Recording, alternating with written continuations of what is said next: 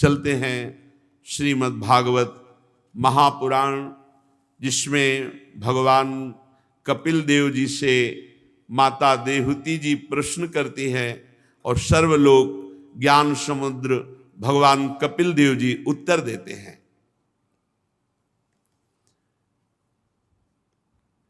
भगवान ने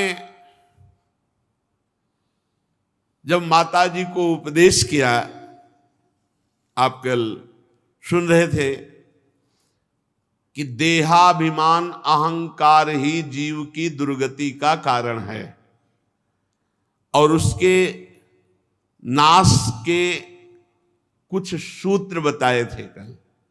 उनकी पुनरावृत्ति करते हैं क्योंकि ज्यादा लाभप्रद है। पहला था चित्त को अर्थात मन को जहां जहां हट करके नाम जप कर रहे हैं, भगवत ध्यान कर रहे हैं, उससे मन चंचल होकर भागता है। ये सबकी शिकायत है कि हमारा मन भजन में नहीं लगता, भागता है। भागने दो, तुम मत भागो, कुछ नहीं बिगाड़ेगा मन। मन कह रहा मैं अमुक पदार्थ चाहिए, अमुक भोग चाहिए, आप चुप रहो, राधा राधा राधा सुनो मत, वो शांत होने लगेगा। मन को जीतने का सहज उपाय है मन को सपोर्ट ना देना। जब वो कह रहा है गलत बातें और आप चिड़चिड़ा रहे हैं कि अरे ऐसा क्यों कर, तो आप उसकी सत्ता दे रहे हैं और वो आपको बहुत परेशान करेगा। बिल्कुल प्रसन्न रहो। गंदी सी गंदी बात तो आपके अंदर पेश कर रहा है, चुप शांत, राधा राधा राधा राधा, ध्यान ही मत दो। मन की दुर्वासनाएं नष्ट हो रही हैं, वो आप पर शासन तब करेंगी जब आप राग कर ले या द्वेष। राग उसी में डूब गए, द्वेष अरे ये क्यों आ गया, पकड़ लीजिए अगर आप पकड़ पाओ ना, ये क्यों आ गया और ना अच्छा ना बुरा, राधा राधा राधा राधा राधा, वो सब शांत होता चला जाएगा। जहां जहां मन जाए वहां वहां से मन को हटाकर अपने नाम में जो गुरुदेव ने दिया, अपने मंत्र में जो गुरुदेव ने दिया, उसमें लगाओ। दूसरा, मेरी कथा एकाग्रता पूर्वक श्रवण करो और उसका मनन करो, और जो उपदेश सुना है मनन किया उसको आचरण में उतारो। तीसरा, समस्त प्राणियों में भगवत भाव रखो। चौथा, किसी से भी झगड़ा न करो, वैर न करो, अपना दुश्मन न मानो किसी को। पांचवा, वस्तु व्यक्ति स्थान के संयोग से आसक्ति हो जाती और मिले, ऐसा कभी नहीं। साधक को चाहिए अच्छा भोजन, कोई प्रशंसा नहीं, रूखा सूखा कोई उदासी नहीं, नहीं मिला कोई परेशानी नहीं। वही एक स्थिति होनी चाहिए जो अच्छा स्वादिष्ट पकवान, खूब बढ़िया भोजन, वही स्थिति होनी चाहिए। रूखा सूखा वही होनी चाहिए भूखे रहने में, ना मिलने पर भी वही स्थिति। आसक्ति का त्याग, अपने साधु भाषा में कहा जाता है, कभी घी घना, कभी मुट्ठी भर चना, कभी वो भी ना बना, लेकिन हमारा मन शांत रहेगा क्योंकि किसी वस्तु व्यक्ति से आसक्ति नहीं की। और छठा, ब्रह्मचर्य। सातवां, प्रपंच की बात ना करने की धारणा में मौन। और अगला, भगवान को अर्पित किए बिना ना पानी पीना है, ना अन्न पाना है, ना कोई वस्त्र पहनना, सब भगवत प्रसादी करके एकांत में रहने का स्वभाव, शांत स्वभाव, सबके प्रति मित्र स्वभाव, दयालु स्वभाव, धैर्यवान, ऐसे उपासक का अहंकार गलित हो जाता है। और जब उसे तत्व ज्ञान प्राप्त हो जाता है तो देह और देह संबंधी स्त्री पुत्र घर परिवार आदि की जो ममता है अज्ञान के कारण, वो नष्ट हो जाती है और सब में वो तत्व दर्शन करता है।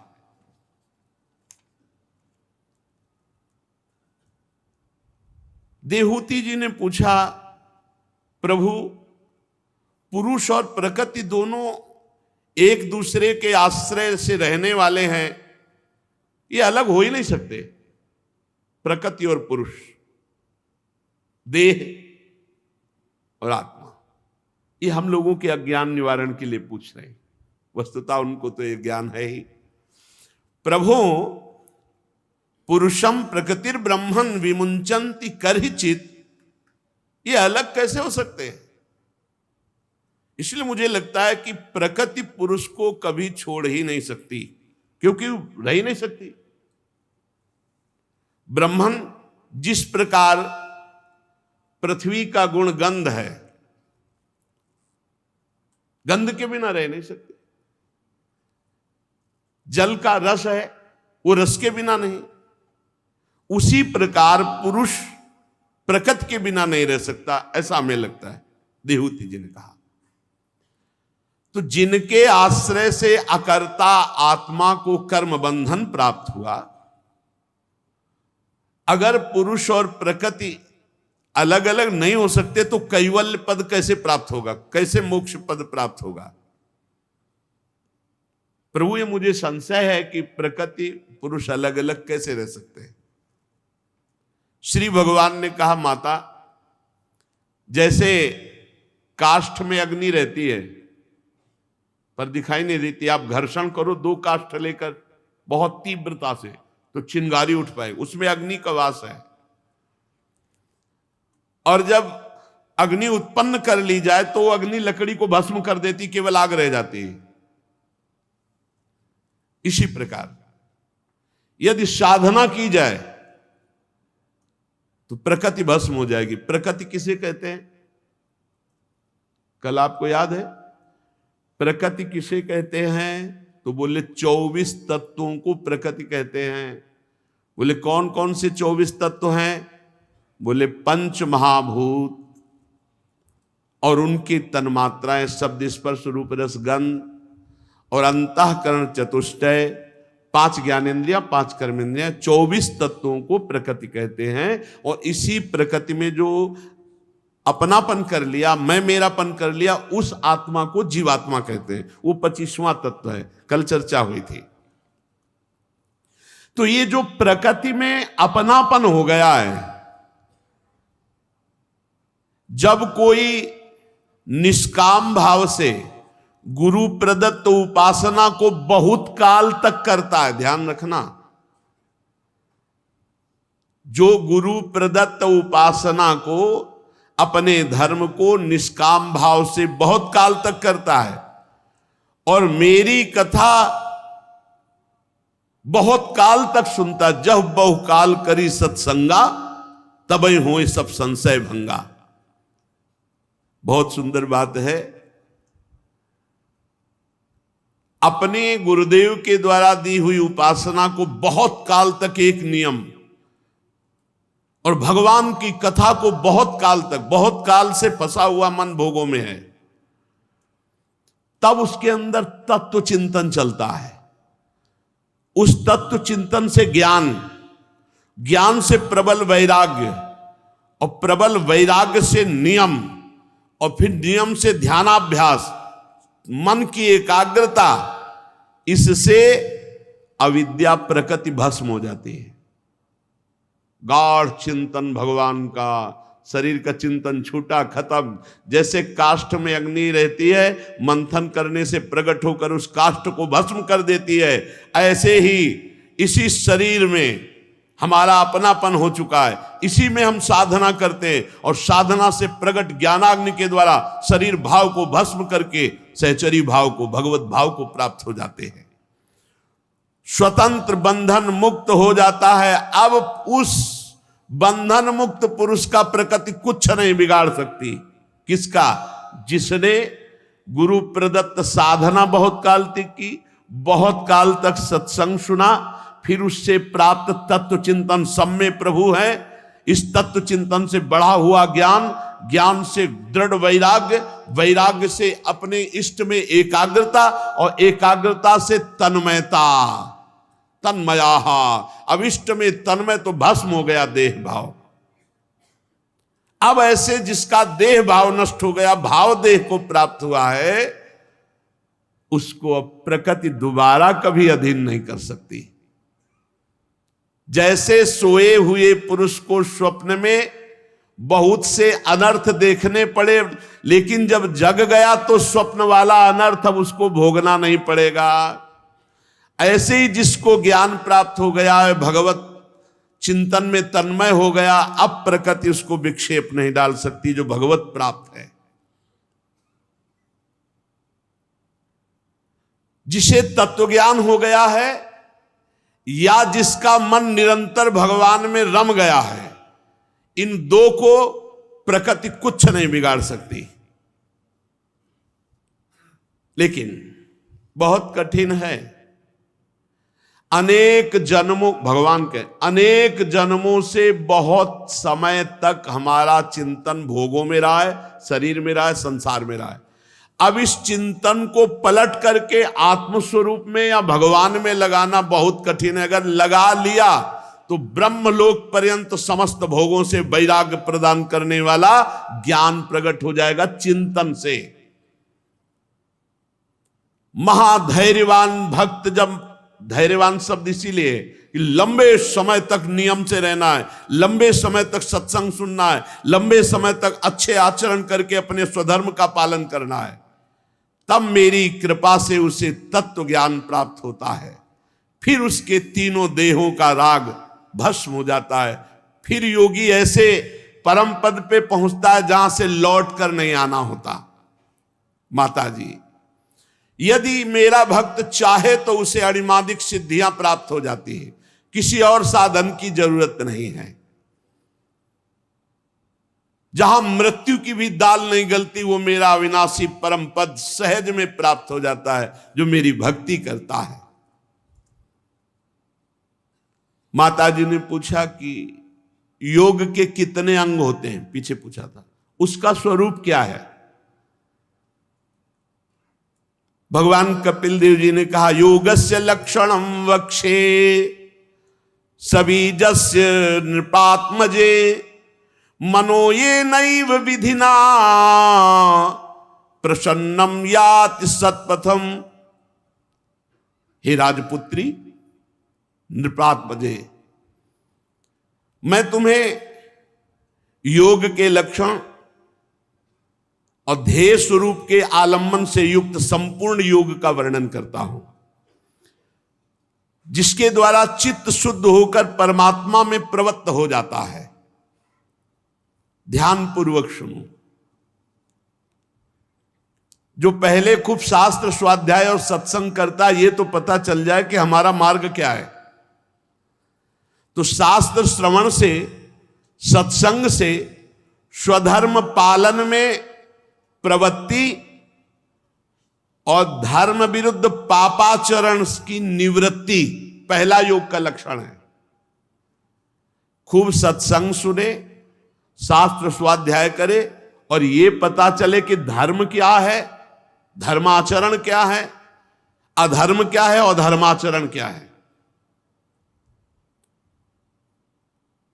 धर्माचरण में प्रवृत्ति और अधर्माचरण में निवृत्ति, ये शास्त्र स्वाध्याय और सत्संग से पता चलता है। संसार के बंधन छुड़ाने वाले धर्मों में प्रेम और संसार में फंसाने वाले कर्मों से निवृत्ति। योग के लिए पहली आवश्यकता, शास्त्र स्वाध्याय सत्संग से इतना ज्ञान हो जाना चाहिए कि धर्माचरण किसे कहते हैं, अधर्माचरण किसे कहते हैं। फिर संसार से छुड़ाने वाले धर्मों के आचरण में प्रवृत्ति, संसार में फंसाने वाले कर्मों के आचरणों से निवृत्ति।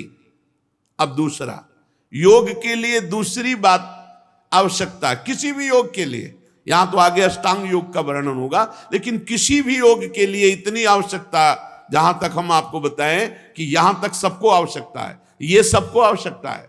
दूसरा है पवित्र, परमित भोजन। भोजन पवित्र बहुत जरूरी है। बड़ा कठिन है, बाजारों का तो किसी भी तरह से पवित्र नहीं हो सकता, चाहे जितने लाखों की बनी दुकान हो। बनाने वालों में जब तक वैष्णवता नहीं तो पवित्रता का उनको ज्ञान क्या होगा। अगर वो वैष्णव है, सत्संगी है, तो उसे कुछ पवित्रता का ज्ञान हो। उनको क्या हो, तो पैसे के लिए काम कर रहे हैं। हमें लगता है कि अगर भगवत प्राप्ति करनी है तो भोजन की पवित्रता पर ध्यान दिया जाए। पवित्र भोजन, भले आप रोटी दाल बना के पाले, अच्छी है।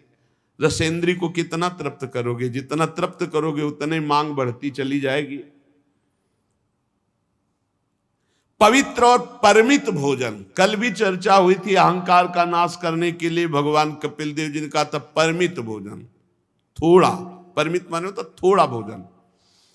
24 घंटे में शरीर स्वस्थ रख करके अपने सारे कार्य पूर्ण करने के लिए 400 ग्राम अन्न काफी है, ऐसा पीछे एक बार सत्संग में वर्णन हुआ था। 400 ग्राम अन्न 24 घंटे में एक शरीर के लिए पर्याप्त है। बहुत ही हानिकारक है जीवन को स्वस्थ रख करके भजन करना है बहुत लंबे समय तक, तो कम भोजन से बहुत जीवनी शक्ति बढ़ती है। योग के लिए दूसरी बात आवश्यक है पवित्र और परमित भोजन, और फिर योग के लिए तीसरी बात आवश्यक है कि जहां हम रहें वहां का आसपास वातावरण भागवतिक होना चाहिए, बहुत आवश्यक है। अपने लोगों के ऊपर तो विशेष कृपा है कि संत समुदाय के बीच में रहना, संत जनों के बीच में रहना, कितना हो भाग्य कि हमें साधु मंडली के बीच में रहना। हम चाहे भी तो कुछ नहीं कर सकते, क्योंकि साधु मंडली के बीच में रहने में हर समय हम पवित्र रहते हैं। चौथा, योग के लिए आवश्यक है मन, वाणी और शरीर से किसी भी जीव को कभी ना सताना। अगर भगवत प्राप्ति करनी तो नियम लेना पड़ेगा, मन से, वाणी से, शरीर से किसी भी जीव को न सताना। और पांचवा, यदि सत्य स्वरूप भगवान का निरंतर नाम जप करना है तो झूठ बोलना त्यागना पड़ेगा। जिस जबान से बार बार झूठ बोला जाता है उसमें नाम जपने की रुचि नहीं रहती, रुचि नहीं उत्पन्न होगी। ये असत्य बोलना, झूठ बोलना छोड़ो तो नाम जप चले, बहुत बड़ा अपराध है, इसको छोड़ो। ये कलयुग का वास है झूठ में। जो द्वित कीड़ा है उसका संबंध झूठ से है, और झूठ में कलयुग का वास है। झूठ बोलना, झूठे ही लेना, झूठे ही देना, झूठे ही भोजन, झूठ चवेना, एक सेकंड में पूरा का पूरा झूठ बोल जाना, इसको सुधार किया जाए। ये हमारी माया के द्वारा, मलिन वृत्ति के द्वारा हो जाता है, इसको हम ठीक करें।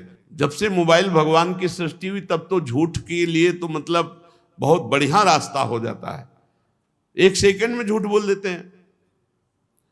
हाँ, अभी तो नहीं मिल पाएंगे क्योंकि हम आज तो अमुक जगह आए हुए हैं, आगरे आए हुए हैं, वही बगल की गली में आगरे आए, आज तो नहीं मिल सकते। ऐसे ऐसे झूठ बोले जाते हैं जो बिल्कुल। मोबाइल का प्रयोग बहुत लाभदायक भी है, सत्संग है, स्तोत्र है, बहुत बार हम सुनकर उसका लाभ ले ले।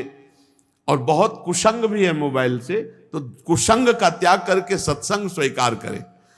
झूठ बोलना छोड़ने पर योग जागृत होता है। झूठ बोलने वाला योगी नहीं हो सकता, योगी कभी झूठ बोल नहीं सकता। व्यवहार की प्रधानता रखने पे झूठ हो जाता है, परमार्थ की प्रधानता पे डर लगता है झूठ नहीं बोलना। जब व्यवहार की प्रधानता होगी तो झूठ बोलने में। और किसी की किसी भी वस्तु की चोरी न करें।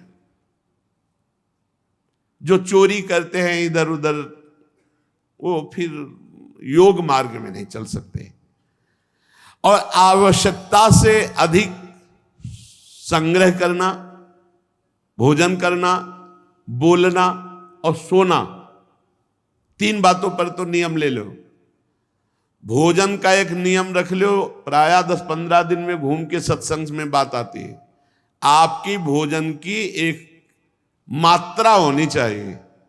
एक दिन मात्रा तय कर लो, 1 कटोरी सब्जी, 1 कटोरी दाल और इतनी रोटी, इतना चावल, वो एक अपना तय कर लो कि इतने में हमारा पेट हो जाता है, बस उतने ही फिर नियम बनाओ। और धीरे धीरे 1-1 कवल घटाओ, बढ़ाओ मती।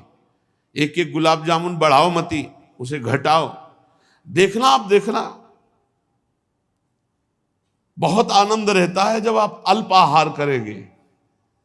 भजन की एक उन्मत्तता छाती है। आप कभी भी बैठ जाओ, भोजन पाया, 15 मिनट लेट गए, फिर बैठ गए, अपना भजन में लगे। और जब आप गले तक पाओगे तो शाम तक तो उसको पचने में ही पूरी जीवनी शक्ति लगानी पड़ेगी, और शाम के फिर बयारू करनी है। बोले परान्नम दुर्लभम लोके देहोयम पुनः पुनः, शरीर तो बार बार मिल जाएगा, निमंत्रण थोड़ी बार बार मिलेगा। हाँ, परान्नम दुर्लभम लोके, जहां लिखा है दुर्लभो मानुषो देहो भजन के लिए, तो वहां जो भंडारा खाने में स्वाद और नाना प्रकार के पदार्थों में स्वाद आता है निमंत्रण में, तो वो कहते परान्नम दुर्लभम लोके देहोयम पुनः पुनः, शरीर तो बार बार मिल जाएगा यार, निमंत्रण बार बार कहां मिलता है। बहुत सावधान, रसेंद्री है। और तपस्या करना, तब कहते हैं आए हुए काम क्रोध लोभ आदि के वेग को सह जाना। जैसे आप जा रहे हो, कोई कहते हो नाटकी जा रहा है, अब वो अंदर आग जैसी कान के द्वारा जाके शब्द आग जैसा पैदा किए, उस ताप को सह गए आप तपस्वी हैं। अंदर काम वेदना जागृत हुई, जला रहा है, सह गए आप तपस्वी है। अंदर जो वेग आते हैं, काम के वेग, क्रोध के वेग, लोभ के वेग, इनको सह जाना तपस्या कहते हैं। तपस्या का मतलब ऐसा कुछ नहीं कि कपड़ा लत्ता उतार फेंक दिया तो तपस्वी, या आग के बीच में ताप रहे। बाहरी आग तापने में सहन कर सकते हो, लेकिन अंदर की आग सह जाए वही तपस्वी जी, जो अंदर के विकारों के वेग को सह जाए। बाहर और भीतर से पवित्र रहना सीखे। छल कपट आदि का त्याग भीतरी पवित्रता, और जल और मिट्टी से बाहर की पवित्रता। और नियमित भगवान की पूजा सेवा होनी चाहिए। हर घर में ठाकुर जी विराजमान होने चाहिए। बिना ठाकुर जी के घर है कैसा, स्मशान समझो जिस घर में ठाकुर सेवा नहीं है। जिस घर में ठाकुर सेवा नहीं वो घर है। जिस घर में भक्ति नहीं, नाम कीर्तन नहीं होता, भगवान की कथा नहीं होती, भगवान की आरती पूजा नहीं होती, तो उसमें मुर्दे ही तो रहते हैं। जिन हरि भगति हृदय नहीं आनी, जीवित सौ समानते प्राणी, तो वो मुर्दा जहां तो स्मशान ही तो हुआ। ठाकुर जी विराजमान, कितना सुंदर होता है जब किसी घर में जाए, कहाँ है आपके ठाकुर जी, बढ़िया सिंहासन में ठाकुर जी विराजमान, उनका भोग लग रहा है, उनकी आरती हो रही, उनकी कथा हो रही, परिवार के सदस्य बैठकर कुछ मिनट कीर्तन कर रहे हैं। अहो भाग्य, वो गृहस्थी धन्य है जिनके घर में ठाकुर जी विराजमान है, जिनके घर में आरती पूजा। हे माता, वाणी का संयम उत्तम तप है। मौन व्रत, 1 मिनट में किसी की निंदा कर देगी, किसी की अवहेलना कर देगी, किसी की प्रशंसा कर, इसको बहुत शासन में रखना चाहिए। इसमें 2 इंद्रिय, एक रसेंद्रिय है खान पान वाली, और एक वाक इंद्रिय कर्मेंद्रिय जो बोलने का काम करती।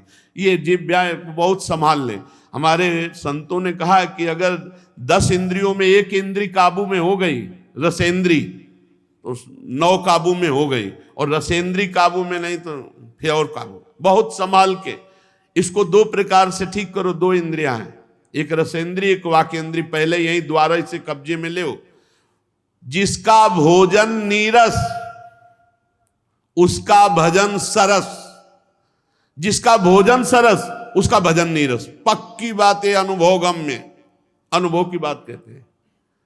पहले भोजन पर सुधार करो। संसार में अच्छे अच्छे कहने आने वाले पदार्थ जब परोसे जाएं तो अब विरक्त हो, जो मिलेगा पाएंगे, बहुत कम मात्रा में लीजिए। और रूखे सूखे पदार्थों को, जो उचित आहार है उसको ले लीजिए। अच्छे पदार्थों में उचित आहार में भी कम कीजिए। उस दिन बहुत कम लीजिए, उपवास की तरह थोड़ा सा पा लीजिए, लेकिन ऐसा नहीं होता। बहुत प्रभाव अन्न का पड़ता है, बहुत प्रभाव पड़ता है। ये अपने लोगों ने खूब मन को देखा है, आहार का प्रभाव भजन पर बहुत पड़ता है। इसलिए आहार शुद्धि, सत्व शुद्धि, अंतःकरण शुद्धि, भगवत प्राप्ति के लिए उत्साह, भजन के लिए उत्साह। तो वाणी को यहाँ 2 है, रसेंद्री और वाकेंद्री। बोलने से बचो। ये जो सत्संग सुनने के बाद फिर अन्य वार्ता करते हुए लोग जाते हैं, उनसे प्रार्थना करते हैं मौन जाइए नाम जप करते हुए, या सत्संग के विषय में ही चिंतन करते जाइए। ये सत्संग सुनाओ, इसके बाद फिर प्रपंच की वार्ता करते हुए जा रहे हो, ये ठीक नहीं है। सत्संग का विस्मरण हो जाएगा। पूज्य स्वामी श्री नारदानंद सरस्वती नैमिषारण्य में जब सत्संग करते थे तो सत्संग के बाद 1 घंटा समय देते थे सबको। सब एकांत बैठो, ब्रह्म चिंतन करते हुए मनन करो, आज क्या योग वासिष्ठ का आज क्या वेदांत का सत्संग हुआ। बड़ा गूढ़ सत्संग होता है वेदांत का और योग वासिष्ठ आदि का।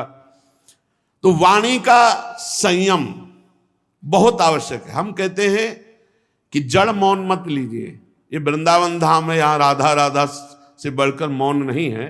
जब आपको नाम कीर्तन करना हो तो वाणी खोलिए, जब आपको पद गायन करना हो तो वाणी खोलिए, जब आपको भगवत चर्चा करनी हो तब वाणी, अन्यथा मौन रहिए। वाणी का संयम। अब योग के लिए जो अत्यंत आवश्यक है वह है आसनों का उत्तम अभ्यास। उसे हर योग में इसका, चाहे वो भक्ति योग हो चाहे ज्ञान योग हो, कम से कम 2 घड़ी तो एक स्थिति में बैठने का अभ्यास बना ही लेना चाहिए। 2 घड़ी कहते हैं 48 मिनट। सिद्धासन, पद्मासन, सुखासन। सुखासन तो एकदम साधारण समझो, जैसे ऐसे बैठे ऐसे सुखासन, पलथी मार के।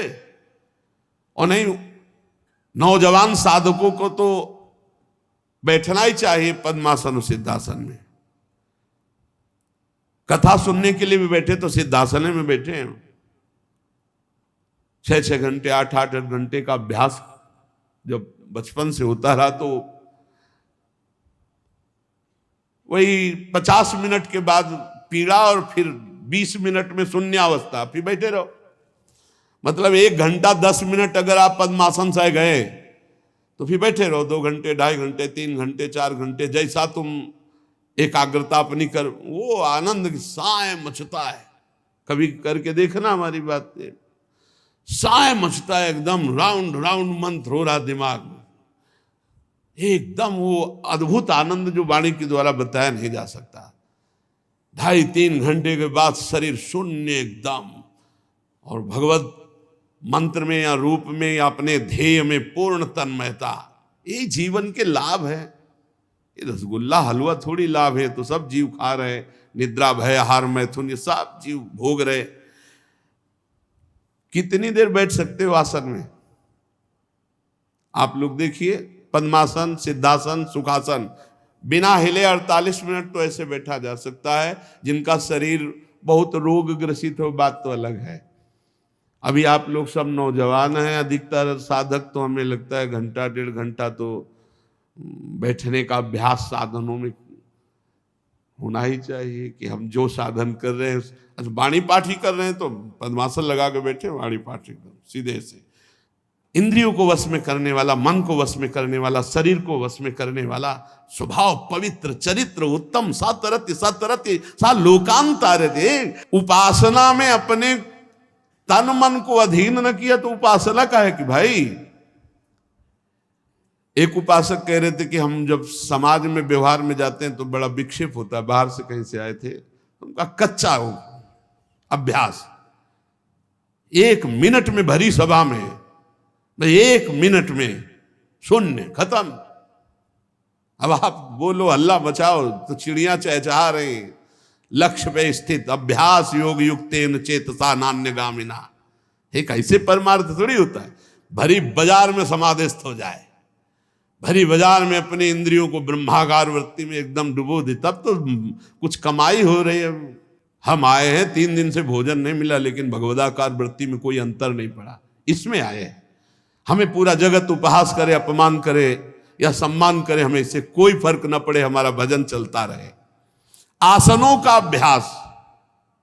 अगर आप ब्रह्मचारी हैं, आप आहार संयमी हैं और आप आसनों पे बैठते हैं, सवाल ही नहीं उठता कि आपके अचानक कोई चोट लग जाए, वो बात अलग है। वायु जनित पीड़ा योगी को कभी नहीं होती, अवस्था जनित बाधा योगी को कभी नहीं होती, ऋतु जनित बाधा योगी को कभी, उसके लिए 12 महीना समान होते हैं, क्योंकि एकाग्र होकर अपनी प्राणवायु का संयमन की हुई आसनों के द्वारा शरीर को। तो यही आनंद लेने के लिए तुम भगवत मार्ग में, चाहे प्राकृतिक भोगों का या परमात्मा जनित आनंद, तो प्राकृतिक भोगों के लिए फिर बाबा जी बनने की क्या आवश्यकता थी? उसके लिए तो बहुत बढ़िया संसार के मार्ग हैं। जब हम परमार्थ में आए तो यार सुखा दो अपनी इंद्रियों को। मान लो मेरी प्रार्थना, बंधन मुक्त हो जाओगे, महासुख में निमग्न हो जाओगे। ये कोई सुख नहीं है, नारकी सुख है। सच्ची मानिए, जितना अच्छे अच्छे पदार्थों में आप सुख लेने की चेष्टा करते हैं, वो सुअर वैसे ही विष्ठा में अनुभव करता है। जैसे आप अच्छे अच्छे गद्दा में सोने की चेष्टा, वो कीचड़ में वैसे ही सुख लेता है। जैसे आपको बच्चे प्रिय से उसको बच्चे प्रिय, कोई अंतर नहीं। अंतर इतना है, वो भजन करके भगवत प्राप्त नहीं हो सकता। आप मन को एकाग्र करके परमात्मा चिंतन से भगवत प्राप्ति कर सकते हैं। अन्य योनियों में भगवत प्राप्ति की गुंजाइश नहीं। आसनों का अभ्यास, स्थिरता पूर्वक बैठना बहुत जरूरी है। त्वगेंद्री में कुछ ना कुछ हलचल होती रहती है। अगर आप एकाग्रता थोड़ी कीजिए तो देखिए, जहां आप एकाग्र हों यहां खुजलाहट, कुछ ना कुछ वो हलचल त्वगेंद्री, उसी हलचल को रोकना है। अब वो मन कहेगा यहां खुजलाहट हो रही, राधा राधा राधा राधा, यहां हो रही राधा राधा राधा राधा, अभी मान लो, नहीं तो फिर जब प्रकृति शासन में लेती है तो हो जाता है। अभी परमात्मा आराधना से प्रारब्ध को क्षय कर लो, संचित कर्म को भस्म कर लो, क्रियमाण को निष्प्रभावित कर दो और भगवत प्राप्त हो जाओ। अगर अभी ज्यादा दुलार करोगे शरीर को, कुछ मिनट प्रार्थना, 48 मिनट कम से कम नवीन साधक बिना हलचल के एक आसन में बैठना सीखे। इतना तो करो कभी भी। अरे बहुत बड़ा समय है अपने पास, 24 घंटे। अरे अभ्यास नहीं करोगे तो आप 10 घंटे सो लो, फिर भी आलस नहीं जाने वाला, फिर भी नहीं जाने वाला। भगवान कपिल देव जी कहते हैं प्राण वायु का संयमन करना वैसे बहुत सुखद है भजन के लिए। निरंतर नाम चलाने के लिए प्राणवायु का संयमन बहुत। और हम आपसे कह रहे हैं, इसमें भक्ति योग के लिए हम कठोर प्राणायाम का आदेश नहीं करते, पर इतना तो होना चाहिए। जैसे आप नाम जप कर रहे, धीरे धीरे नाम जप करते हुए ऊपर श्वास लेते जा रहे, अधिक से अधिक नाम जप करते हुए। हम बिल्कुल पकड़ने की बात एक भी नहीं कह रहे, और ये सब अनुभूत हम बातें कह रहे हैं। अपने तो प्राणायाम का अनुष्ठान गुरुजनों के सामने नैष्ठिक ब्रह्मचर्य में हुआ था। संन्यास मार्ग में योग प्रधान मार्ग होता है। धीरे धीरे नाम या मंत्र जपते हुए ले जा, बिल्कुल नहीं पकड़ रहे, बस बंद कर लिया, नाम जप कर रहे हैं, जितना छक के नाम जप, फिर धीरे से छोड़ दिया, फिर श्वास निकाल दी, फिर श्वास नाम जप करते हुए देखो, अभी अभी आपका मन एकाग्र हो जाएगा, भागना बंद कर देगा। ये आंतरिक कुंभक और एक बाह्य कुंभक है। श्वास छोड़ दी नाम जप करते हुए, अब ली नहीं, बंद कर ली। अब प्राण व्याकुल जब हो, फिर छोड़ दिया एकदम नाम जप करते हुए, फिर खाली को रोक लिया, ये बाह्य कुंभक है। कोई नहीं जान पाएगा कि आप प्राणायाम कर रहे हैं। आराम से धीरे से लीजिए, अगर हो सके तो 10 बार खींचा छोड़ दिया, खींचा छोड़ दिया, जिसे अनुलोम विलोम, उससे थोड़ा नाड़ियों को शुद्धावस्था प्राप्त हो जाएगी। और फिर ये कीजिए, आप देखिए आपकी भूख बढ़ेगी, आपके जो पाचन तंत्र में विकार हो रहे हैं वो दूर हो जाएंगे, आपकी जो शरीर में पीड़ाएं होती हैं वायु के कारण वो दूर हो जाएंगी, और सबसे खास बात, हमारा भजन में एकाग्र हो जाएगा मन। ये अनुभूत बात कह रहे हैं, ये की हुई बात कर रहे हैं। और इसमें खास बात है कि कभी कोई परेशानी आने वाली नहीं। जैसे रेचक कुंभक प्राणायाम जो है ना, अगर इनमें गुरु के सानिध्य से जरा भी आप अलग हट करके मनमानी करेंगे और त्रुटि हो जाए तो रोग होने की संभावना है। कोई भी योग करने के 30 मिनट के अंतर में जलपान न किया जाए, 30 मिनट तक खाली रह जाए, चाहे वो शारीरिक योग किया हो या प्राणायाम का योग किया हो।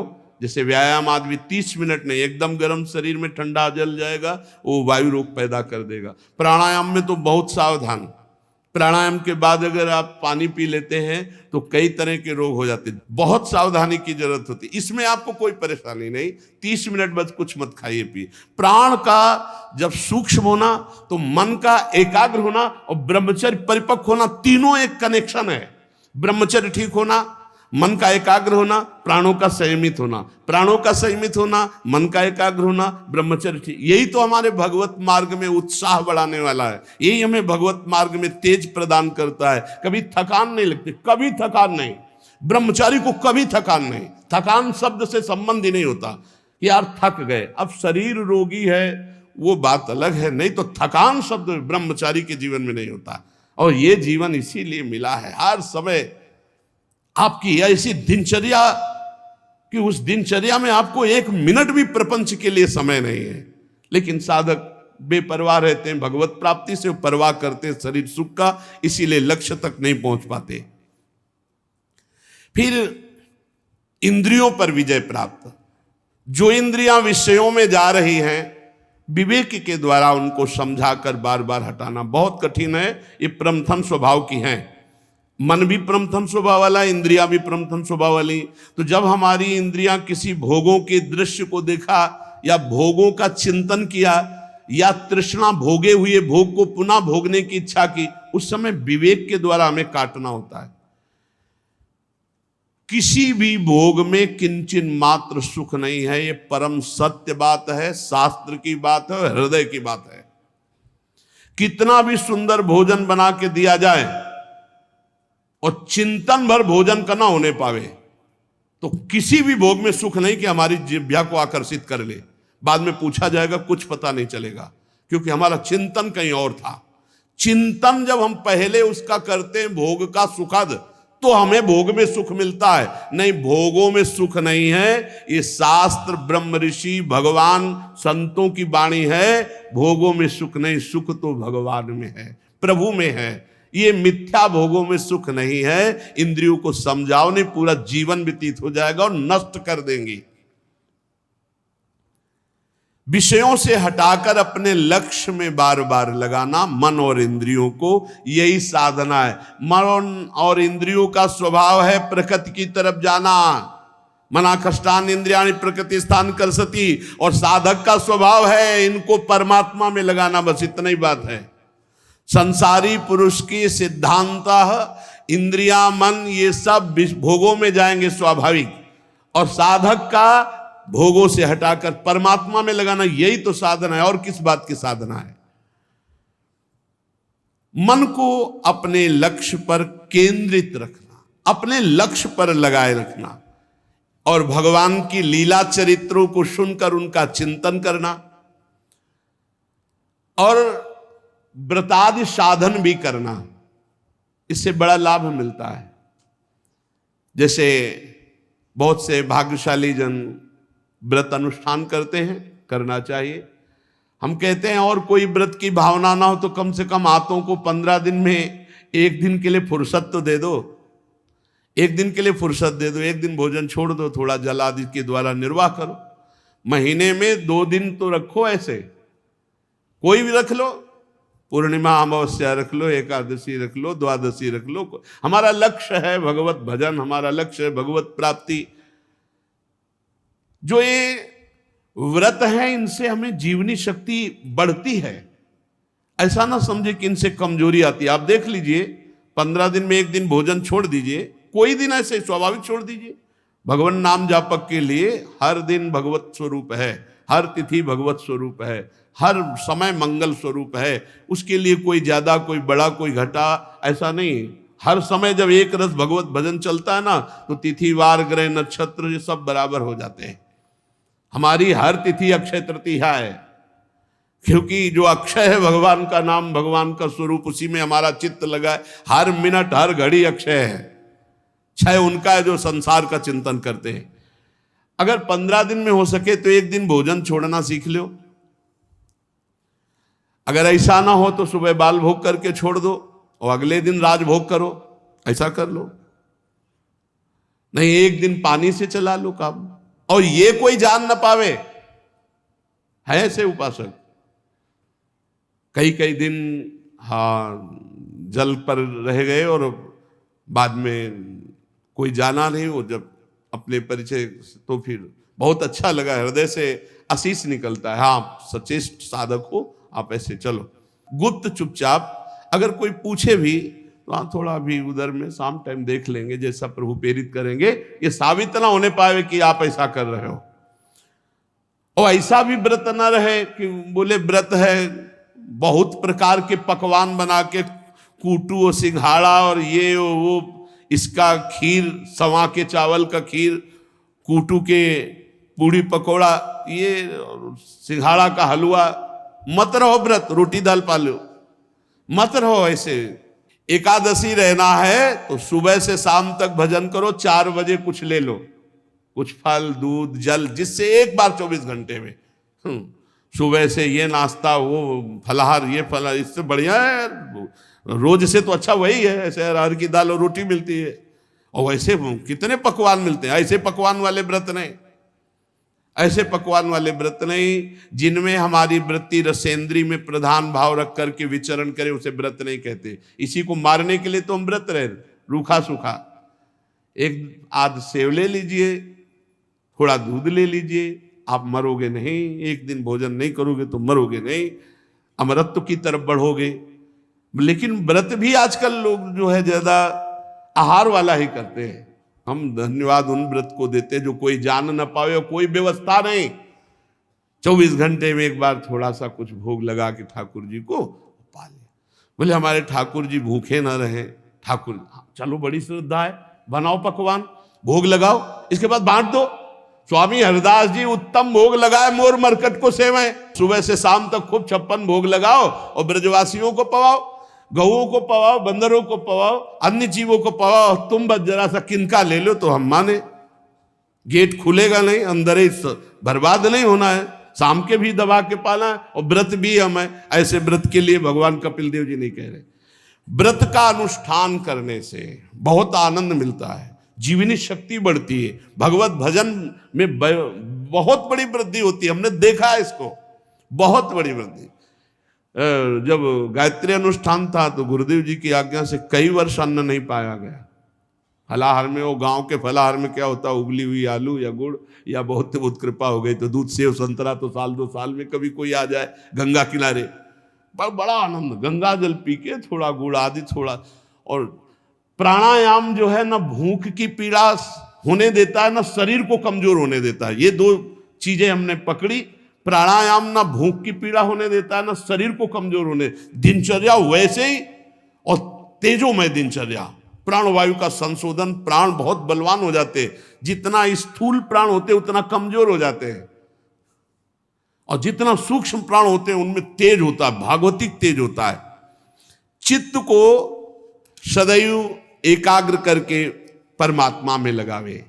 हे माता जी, भगवान के चरण कमलों का ध्यान करना चाहिए।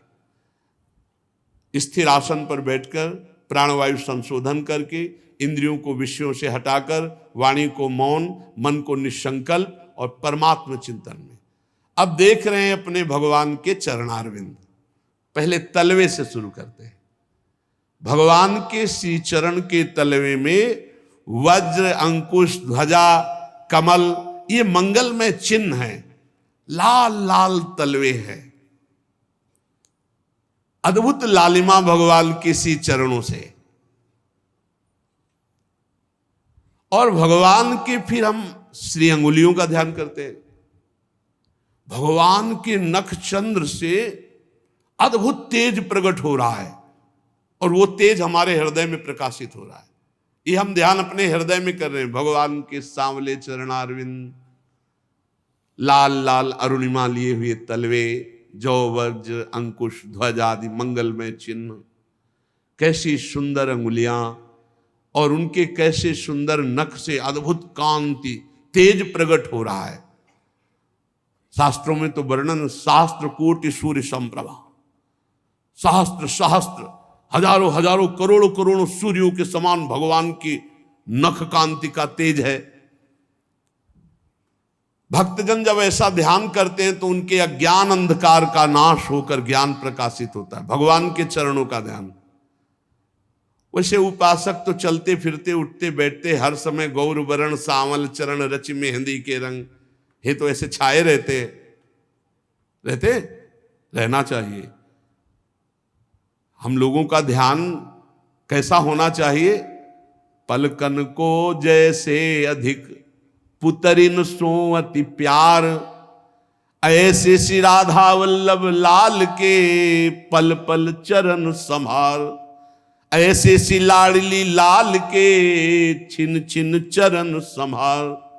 पलकन को जैसे अधिक पुतरिन सो अति प्यार, ऐसे गौर वर्ण सावल चरण रच मेहंदी के रंग, तीन तरुवन तर लुठत रहे रतिजुत कोटि अनंग, अति सुकुमारी लाडली पिय किशोर सुकुमार।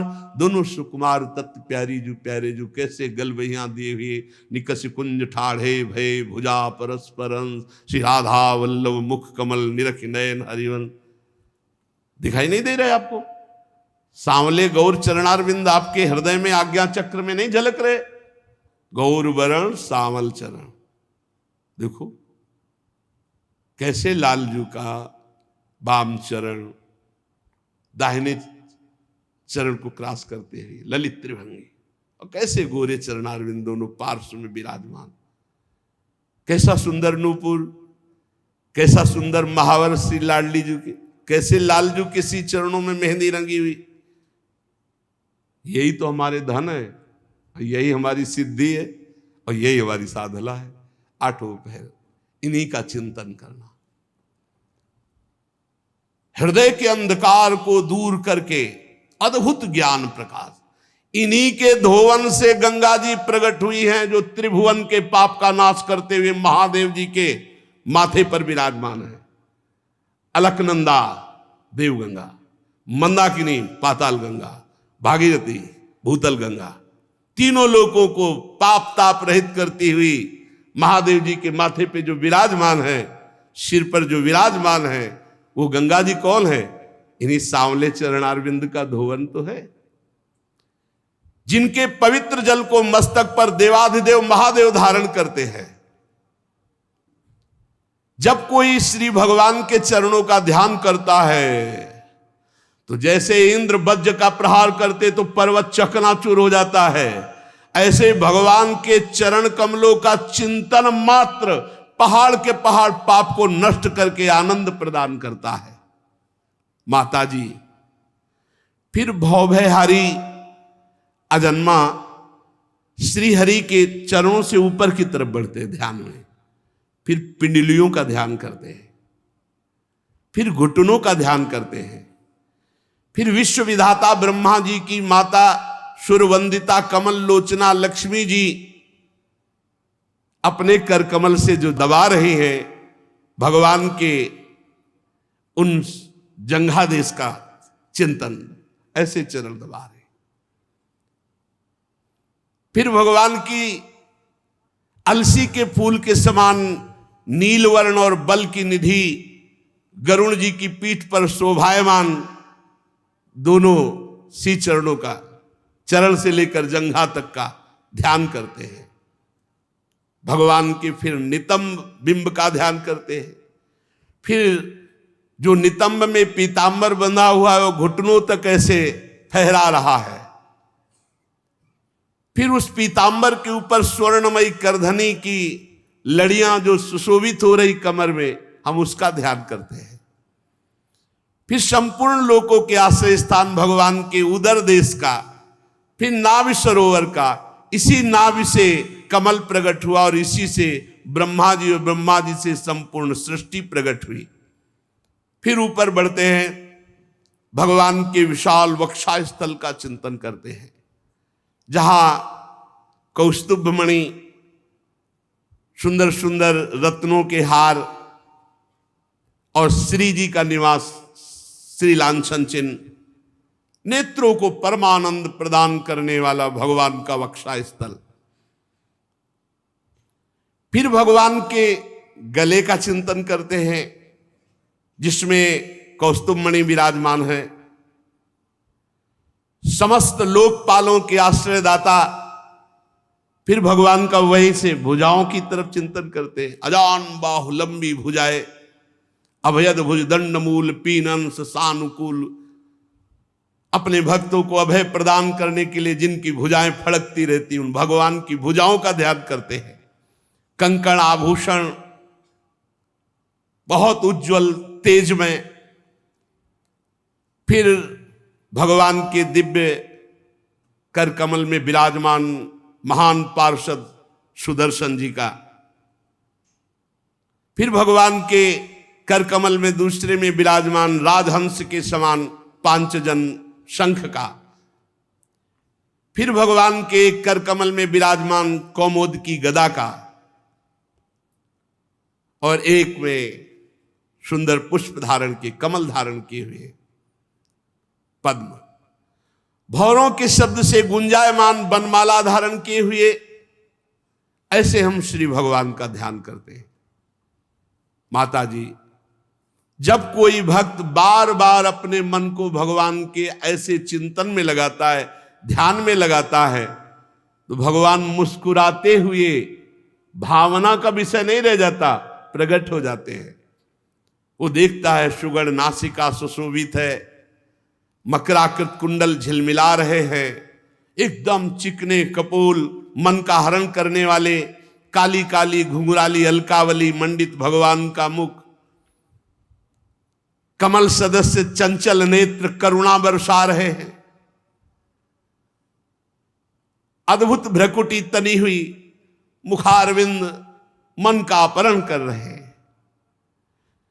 हृदय की गुफा में भगवान प्रकाशित हो गए। चिंतन करते करते पहले हमारी भावना ध्यान, और अब साक्षात भगवान कृपा से प्रेम भरी मुस्कान से क्षण क्षण उस भक्त को परमानंद प्रदान कर रहे हैं। फिर विपुल प्रसाद की वर्षा करते हुए भगवान हंसते हुए मुस्कुराते हुए, पीछे आपने सुना था भगवान बातचीत करते हैं भक्त से, अब वो केवल भावना नहीं रह गई, वो साक्षात भगवान को देख रहा है। जीव ही ऐसा हो तो अश्रु सागर उमड़ पड़ता है, आनंद अश्रु सागर। अब नेत्रों से अश्रु बह रहे, शरीर में रोमांच है, ध्यान में साक्षात प्रिया प्रीतम विराजमान है। गदगद सुर नैना सजल दंपति रस रहे भीन, इहगति वृंदा विपिन में फिरे प्रेम तनलीन। अपने आराध्य देव का ध्यान करने से हृदय पावन हुआ, आराध्य देव प्रकाशित हुए, मुस्कुराकर जे भी बोले निहाल हो गया। अब जन्म जन्मांतर की बिगड़ी बन गई, अब प्रकृति कभी उसे अपनी तरफ आकर्षित नहीं कर सकती। ध्यान में इतना तन्मय हो गया कि अन्य ना कोई पदार्थ, ना व्यक्ति, ना वस्तु देखने की सामर्थ्य नहीं रह गई। पिय मूरति नैनन बसे, तेहि रस रहे समाए, ये लक्षण सुन प्रेम के और न कछु सुहाए। कुछ नहीं, जड़ चैतन्य कछु नहीं दीखत, जित दीखत तित श्याम खड़े। बिउहल बिकल संभार न तन की, नैना घूमत रूप भरे। करनी अकरनी दो विधि भूले, विधि निषेध सब रहे धरे। नर हरिदास ते भय बावरे, जे यह प्रेम प्रवाह परे। पिय मूरति नैनन बसे, तेहि रस रहे समाए। ये लक्षण सुनि प्रेम के, और न कछु सुहाए, और न कछु सुहाए। फिरे अपने मदमा तो, कुटुम देहते जाए। छूट सब ही विधि ना तो, जहां जहां पिय की बात। सुने खोजत तिन गैनन, हित ध्रुव छिन छिन लेई। प्रेम जल भरी भरी नैनन, दशा बदल गई। रूप छके घूमत रहे, तन को तनिक न भान। नारायण दृग जल बहे, यह प्रेम पहचान। सदा सदा के लिए चित्त चोर ने चित्त को चुरा लिया। रूप माधुरी सदा सदा के लिए हृदय में बस गई। नारायण या गौर श्याम को हृदय निकुंज बसाइए। आप क्या, अब तो विश्राम मिल गया, पायो परम विश्राम। बहुत जन्म हो गए मंजूरी करते हुए, आज विश्राम मिला। जे ही भगवान का प्रादुर्भाव हृदय में हुआ, अनंत जन्मों की थकान मिट गई। अब आवागमन चक्र बंद हो गया और वो परम पद में सदा सदा के लिए स्थापित हो गए। अब नहीं, जैसे भुने हुए बीज में अब अंकुरण नहीं हो सकता, ऐसे ही जिसके हृदय में एक बार श्री भगवान का स्वरूप प्रकाशित हो गया, वो आवागमन चक्र से मुक्त। अब उसमें कभी वासना स्फुरित नहीं हो सकती। शेष चर्चा आगे। श्री राधा वल्लभ लाल की जय।